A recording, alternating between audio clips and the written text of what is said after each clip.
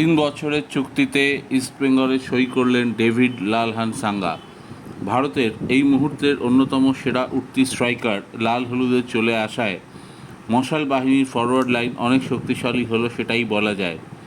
আজকেই দুপুরে ইস্টবেঙ্গল ক্লাবের তরফ থেকে সোশ্যাল মিডিয়ায় বলা হলো ডেভিডের নাম। ডেভিডের উত্থান গত 2 বছরে উল্কার মতো হয়েছে ভারতীয় ফুটবলে।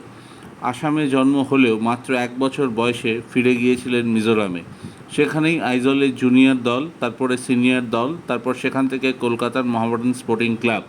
তারপর আর পেছন ফিরে তাকাতে হয়নি ডেভিডকে। কলকাতা ফুটবল লিগে 21টা গোল করে লাইমলাইটে চলে আসেন ডেভিড। এরপর ডুরান্ট কাপে গোল্ডেন বুট পান 6টা গোল করে, আই লিগে করেছেন 5 গোল, চ্যাম্পিয়ন করেছেন মোহামেডানকে। সুনীল ছেত্রী নিজে বলে গেছেন তার জায়গা নেওয়ার সব রকম মশলা আছে ডেভিডের মধ্যে, শুধু নিজেকে ধরে রাখতে হবে এবং আগামী দিনের কথা ভেবে প্রচুর পরিশ্রম করতে হবে।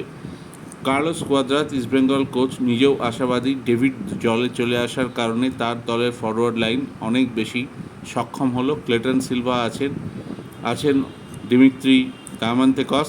এবার ডেভিডের সঙ্গে তাদের জুটি জমে গেলে ইস্টবেঙ্গল ফরওয়ার্ড লাইন আরও বেশি বাহুবলী হয়ে উঠবে। এখন দেখার কী হয় আগামী দিনে।